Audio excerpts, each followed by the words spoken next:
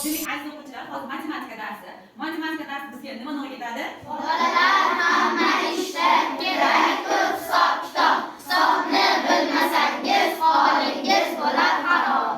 Demak, matematikada hisob-kitobni yaxshi bilib olishimiz kerak bo'ladi.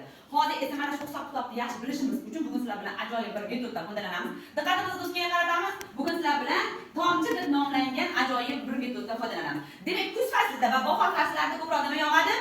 Yomg'ir yog'adi. Demak, yomg'irda qolib ketayotgan hayvonchalarga bugun biz yordam berishimiz kerak bo'ladi. Demak, birinchi qatorimiz kiyikchaga, ikkinchi qatorimiz esa olmaxonga, uchinchi qatorimiz esa quyonchaga yordam berishingiz kerak. Yomg'irda shalabbo bo'lmasligi uchun, o'z manziliga yaxshi yetib olish uchun tomchidagi savollar, ya'ni tomchidagi misollarni yechib, tezlik bilan demak hayvonchaga nima qilishimiz kerak? Yordam berishimiz kerak bo'ladi. Demak, hayvonchalarga yordam beramizmi? Ha. Qaysi qatorda hayvonchasi o'z manziliga erta yetib borsa, demak o'sha guruhimiz g'olib sanaladi. Tayyormisiz? Unda boshladik. Demak, har bitta qatorda bittadan o'quvchi chiqadi. Qani ketdik. Birinchi o'quvchi ishlab bo'lishi bilan ikkinchi o'quvchi tayyorlanib turadi, ular chiqib ishlashadi.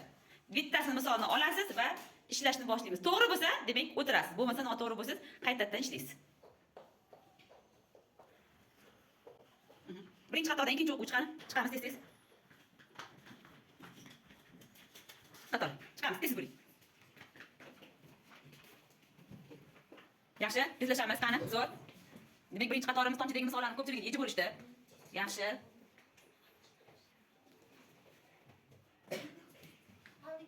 Yaxshi, birinchi qatorimiz birinchi bo'lishdi, zo'r. Hamma misolni ishlab bo'lishdi, to'g'ri ishlashdi. Demak, o'rta qatorda bitta, oxirgi qatorimizda ham bitta tomchida misollarimiz qoldi. Xo'p, yaxshi. Ketdik, o'rta qator ham bo'lishdi ishlar. Oxirgi qatorimizda bitta misol qoldi. Qani chiqamiz kimidi? Bo'la qoling tez-tez. Demak, uchinchi qatorimiz ham bo'lishdi. Diqqatimizni qaratamiz. Diqqatimizni ustiga qaratamiz, o'quvchilarimiz misollarni to'g'ri yechib, hayvonlarni o'z manziliga yetish uchun yordam berishdi. Lekin birinchi bo'lib, birinchi qatorimiz birinchi ishlagani uchun ularni kiyikchalari esa manzillariga birinchi yetib bordi. Demak, g'olib birinchi qator bo'ldi. Qani